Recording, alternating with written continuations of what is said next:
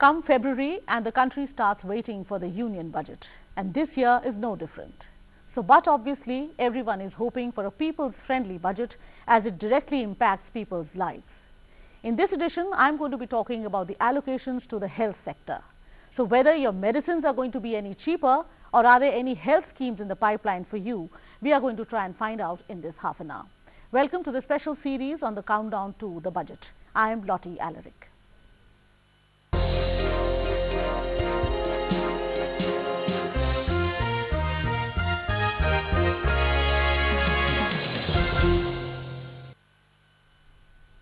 To carry this discussion forward, I have in the studio a distinguished panel of guests, and I am very happy to have with me Ms. Shailaja Chandra, who is the former Secretary, Ministry of Health, Government of India. So thank you so much for joining us.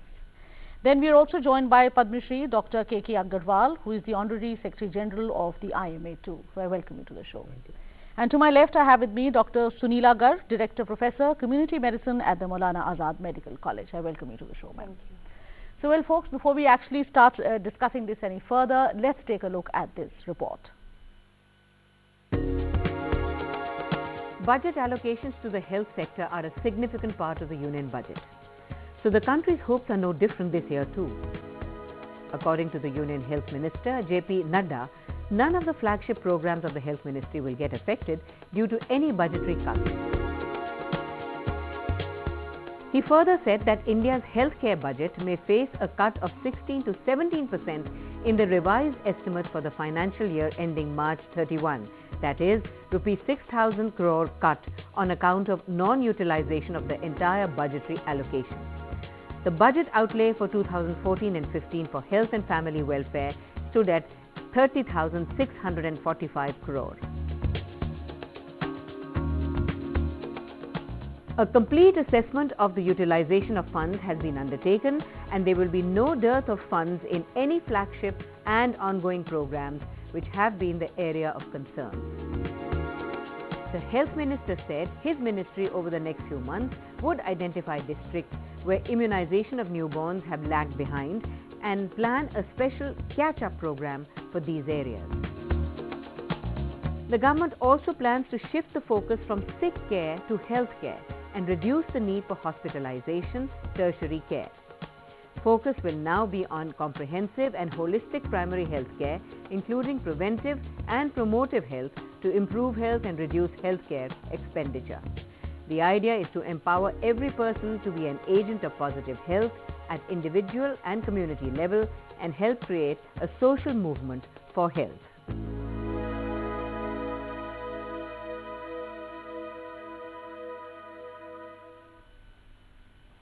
So, well, Shailaja, we all know that health is a very, very significant aspect in our country wherein we need a lot of funds. If we just go back to last year, it was India had hiked its health budget by 27%. Now, that was to the tune of 35,163 crore. And now, according to this report, and if it is true, you know, if in a few days we would know. So, how would you really analyze this? That why is it that the funds this time are supposed to be cut? Well, the funds of the Health Ministry go into various pockets, and very largely they go into the national programs, the National Health Mission or the National Health Mission now.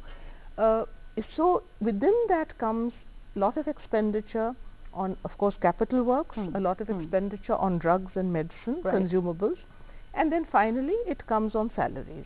Now when you look at drugs and consumables, what happens really is that the procurement does not keep pace with what the needs really are, because we are really hemmed in by processes and procedures which are not something that you can really apply to the health sector. If you go by this competitive bidding and lowest tenderer and quality and specifications, you tend to not spend your budget, then you tell the state governments quickly buy your own local purchase, then the quality comes down. So that is one very major aspect of why utilization does not take place. People are scared that they will get into trouble, and so there is that feeling that that feeling of urgency is not there. Malaria drugs and so many other drugs which are HIV AIDS, for instance, you have to plan years in advance. That's the first thing. The second thing that happens is that when you announce institutions, AIIMS, cancer institutions, they are necessary, no doubt, But what happens is the time lag, the gestation period, both for construction and for filling up the posts, is much longer than is ever anticipated, with the result that you are giving thin resources year to year, and the gestation period cannot be compressed. So in a way, these major flagship institutions which you want to bring up don't come up. The third very major area is that we put down an omnibus kind of a restriction which simply cannot apply to the health sector. For instance, you have the Drug Control Organization, the Food Adulteration Organization. These are all extremely important from the public point of view. True. If the organizations do not have full-time people who are actually recruited through UPSC or in a way which gives them permanency, they are all on ad hoc or temporary or something like that, the work also becomes ad hoc and temporary. Decision making becomes ad hoc and temporary. So which means there are a lot many things which we may not really be able to see otherwise. So that's what you really mean. Well, let me get Dr. Agarwal's opinion on this. What do you think, sir? That why do you think these funds were underutilized last year? Let's not comment because the government was different. Now the government is new. So the strategies will differ. I don't think so. The current government should say about that. They should be able to utilize them. They should be able to learn from the lessons of the previous government, and they must make sure two things: A, whatever budget is available, it reaches. Because public perception is some of the money is siphoned off. That public perception must go away. So that money must reach.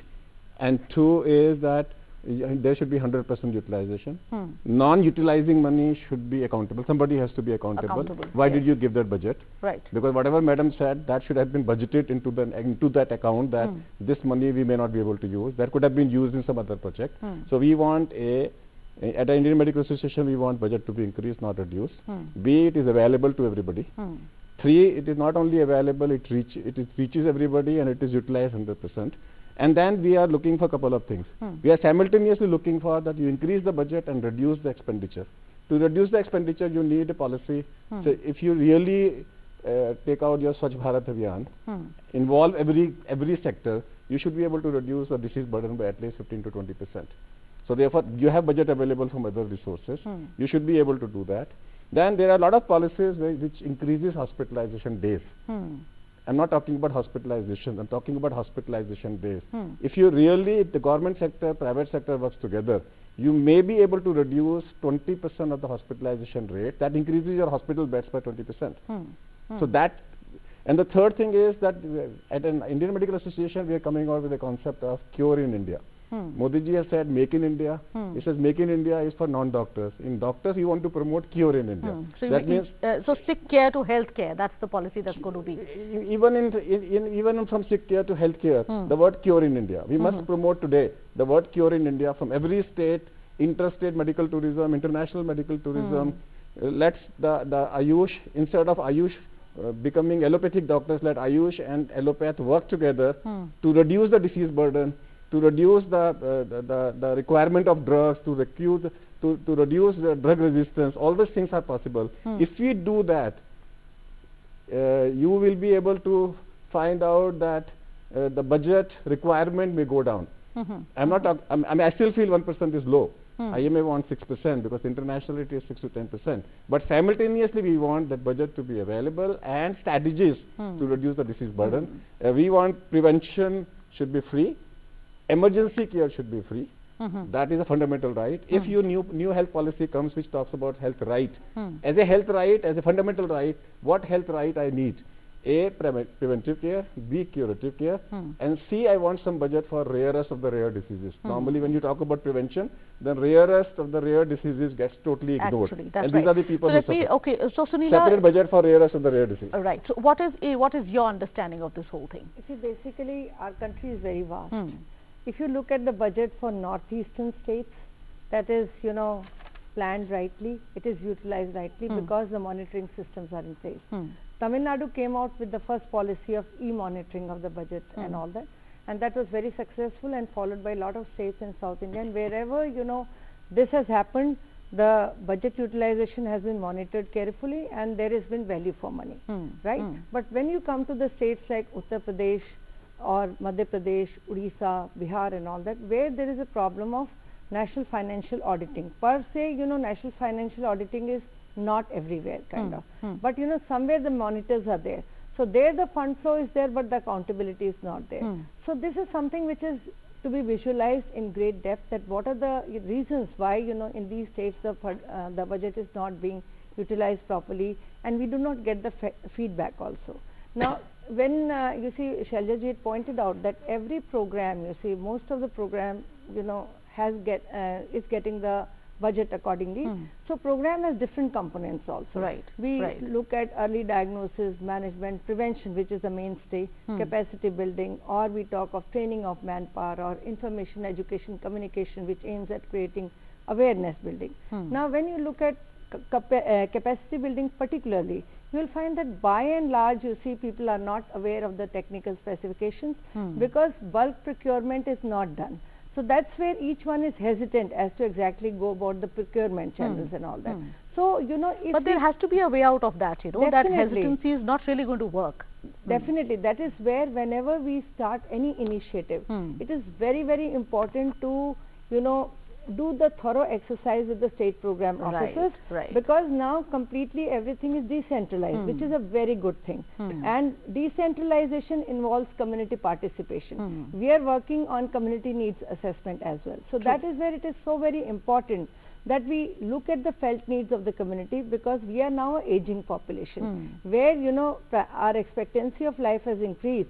So we will need more budget for taking care of elderly and all that. So we need to primarily look at the operational part, where the things go wrong, why there has not been utilization of budget appropriately. We do complement it with the alternative system of medicine, as Dr. Agarwal has pointed out. But the need is to look from the operational perspective as to where are the things going wrong, rather than, you know, because we have not decreased our initiatives, we are into comprehensive togetherness of initiatives, and we are into, you know, looking of merging of strategies, but at the same time we need to look at whether the merging is taking place appropriately at the grassroots level. Now, talking of operational perspective, yes, very quick comment. I'll give you a classical example is where there is a discordance between the government and the private sector. We need a concordance, that's very important, where IMA can play a good role. I'll give you a simple example of flu. Today flu is being talked about everybody. Everybody talks about flu. So what is happening is, there are no clear-cut guidelines. There is no meeting between IMA and government to come out with a standard guidelines. So what is happening today is, a flu test in the city of Delhi is available at 4950 up to 9,000. Whenever there is a situation, there has to be a cap. There has to be a cap, and there has to be a limit. And there has to be a rationalization. That's so I want rationalization of, people talk about rationalization of drugs. I says no, rationalization of drugs, rationalization of hospitalization, rationalization of investigations, everything there has to be the word rationalization. I think that's a very pertinent point. What happens is, the same budget of flu, which can be done at 200 today, because of the panic, people are spending 10,000, 15,000, 20,000. So that also needs to be taken into consideration when you are creating. I agree with you that every investigation, whenever every you have test pandemics, it has to be recognized properly, and of course, as he said, these have to be capped and they have to be investigated. There has to be a cap on just about everything. Well, folks, it's time for us to slip into a very short break. When we come back, we'll try and gauge the expectations of the public in India as to what are they expecting from this budget. So don't go away, as we are coming back in just a moment.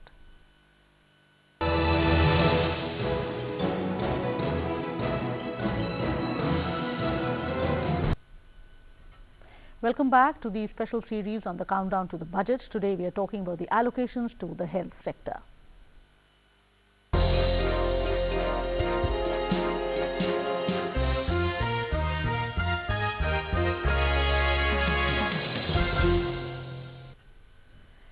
Well, folks, now let's just take this opportunity of gauging the mood of the public as to what is it that we are really expecting from this budget in terms of health.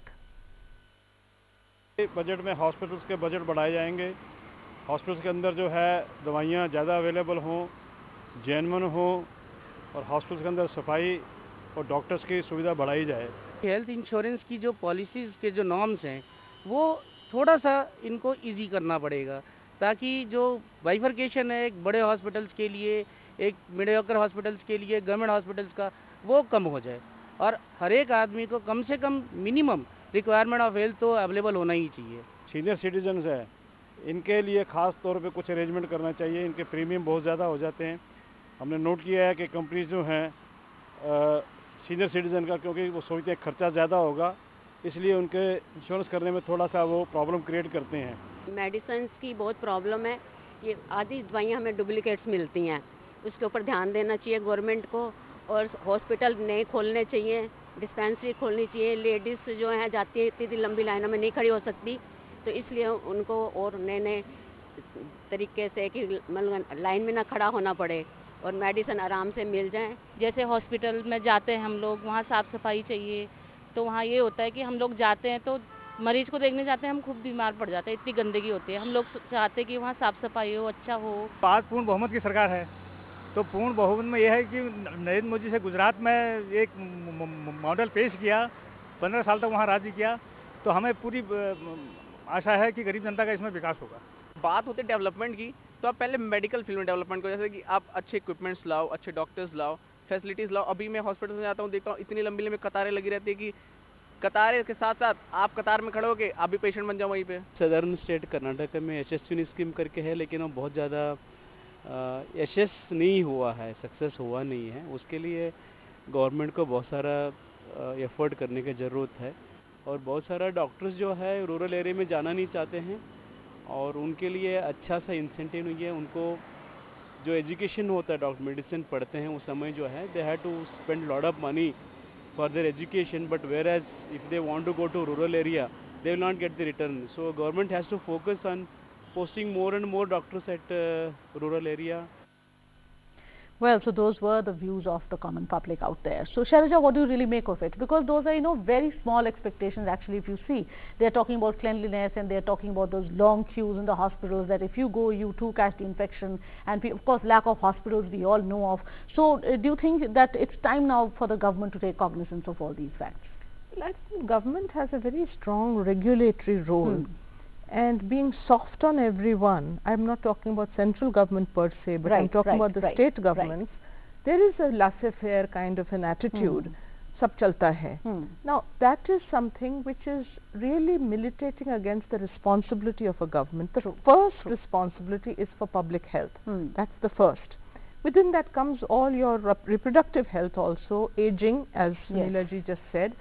So you have different cohorts of demographic population. You have to have schemes and budgets for them.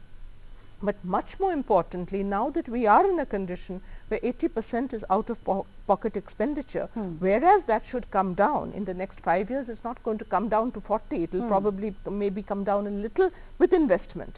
But if you regulate properly, if you're able to tell a person that you're not paying too much, if the tests, the diagnostics and the costs of hospital stay are not outlandish, which today there is no regulation. You have the Clinical Establishments Act, it's not been absorbed, although a model was made by the central government, not been absorbed.